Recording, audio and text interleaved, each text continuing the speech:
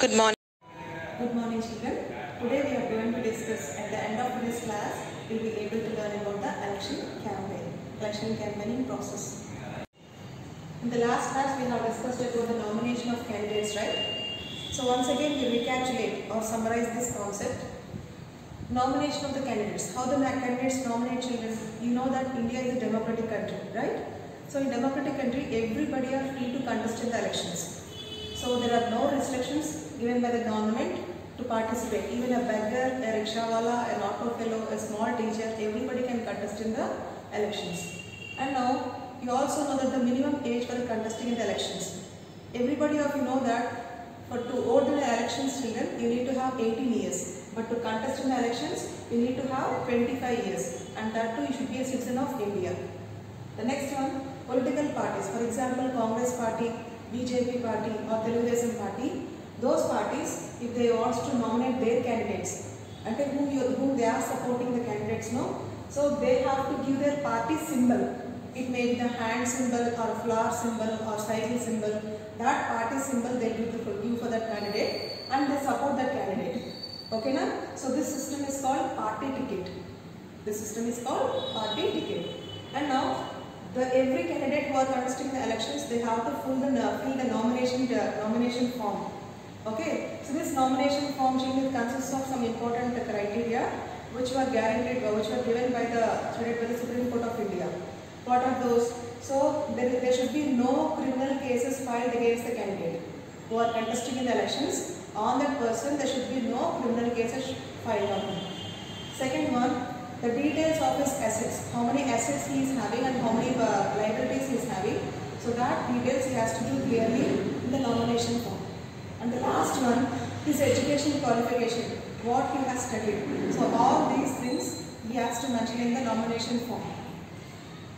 Children, and now we are discussing about the topic called election campaign. So what is the meaning of election campaign? As you all know that India is a democratic country, right? So we conduct elections in a democratic way. So we should give the people a freedom to right to choose a representative and what kind of government they need, what kind of policies they prefer. So all this comes under this election campaign. So we should give the political parties to give their free chance to discuss their agendas or the main aims of their parties. So in that way, people come to know who is a good government, which party is the best party, whose policies are the best ones. Okay, so let's see. Campaign takes place in 2-week period, children. Campaign takes place in 2-week period. From which date to which date? From the announcement of the final list of candidates to date of polling. Till the date of polling and the announcement of final list of candidates. In these 2 days, things, children, between this campaign takes place. So that's the period is how much period, children? 2-week period. And what happened? In these 2 weeks period, children, the political parties or the contestants or the candidates who are contesting in the elections, they contact the voters directly. They contact the voters directly. They go their home, they go their area, they inquire their problems, what they're facing, like that. And they address the election meetings. So what kind of problems they are facing, children, they address in the election meeting. And also some debates will be going on the elections. Okay? So what is good, what is bad, who are right, who are wrong. So what are the flaws which are happening in the last government, also discussing those debates.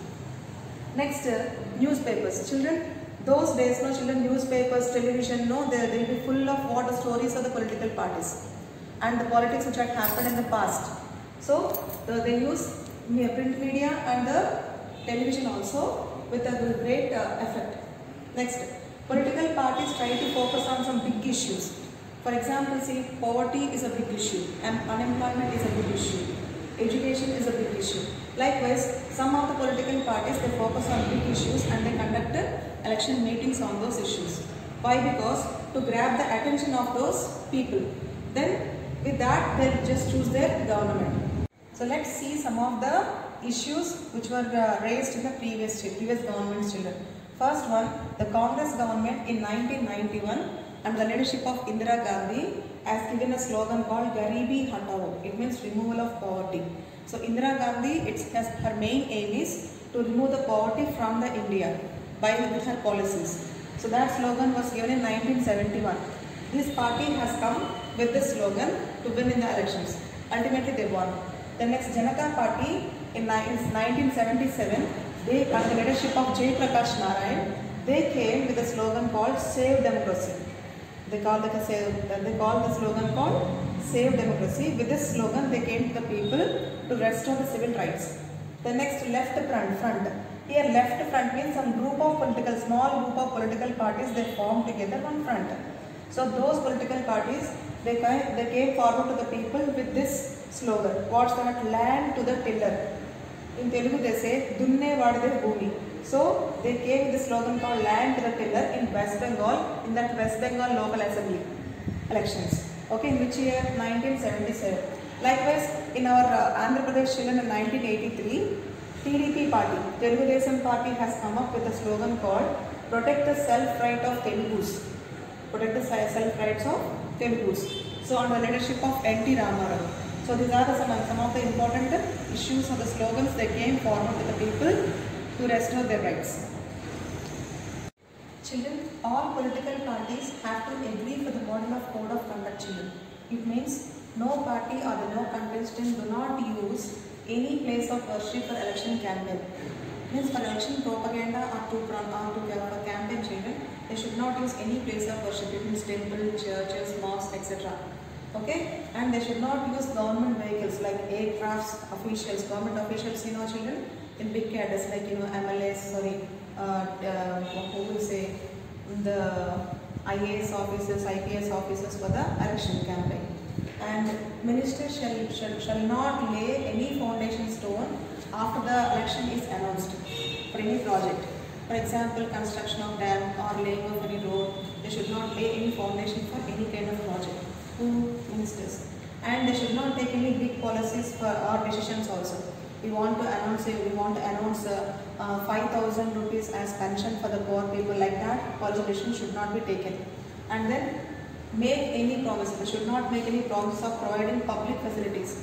We will provide free schooling, or we will pay half of the school fees, or we will wipe out away the roads of the farmers. Like that kind of public facilities should not be provided. So such things should not do. If they do so also, what happens, children? The court will dismiss their election, children. Okay? And though even if they are elected also, theirs will be cancelled. Children, in the election campaign process, it is need to leave every party to campaign in their elections freely. But sometimes it needs regulations on the campaigns also, to enhance that everybody should participate free and should get equal chance to compete in the elections.